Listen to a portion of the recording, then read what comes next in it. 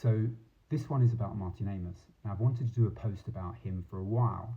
For me, the death of writers you grew up reading leaves a space in your life, I think, as close to an ache as you can get when it comes to books and literature. And that's how I feel about Martin Amis. Amis died 2 years ago now, and he was 73, and he was one of Britain's most, I guess, distinctive and dazzling literary voices.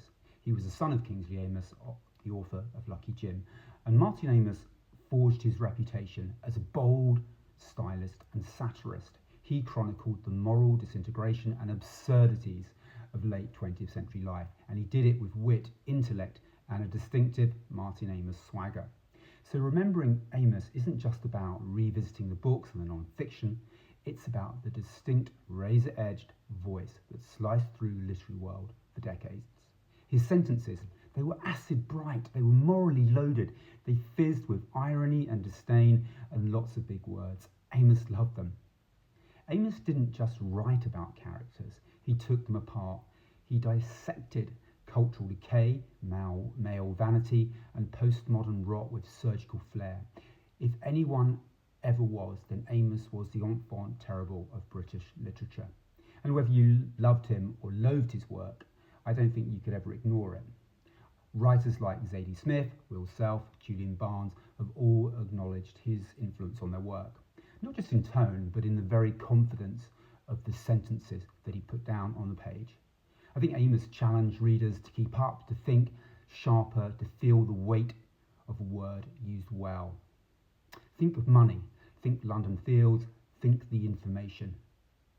These just weren't books, they were provocations, dark, stylish, sometimes pretty maddening, but they were always unmistakably Martin Amis.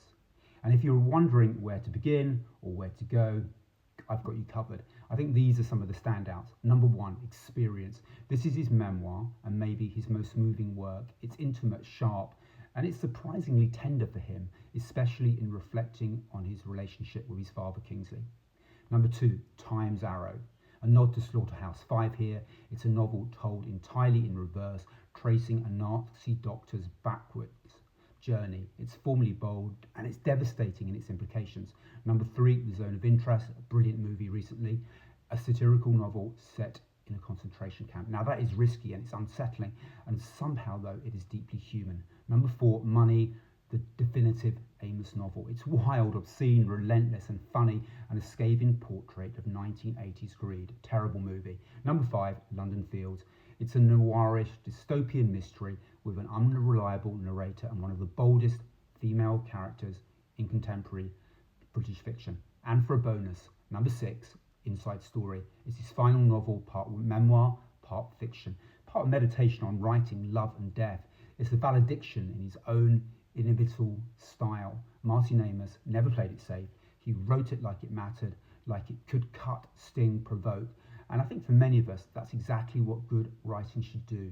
So maybe the best way to remember him isn't just to reread his work, but also to write and read with that same kind of nerve, the same refusal to look away, because whatever else he was, Martin Amis was never boring. Thank you.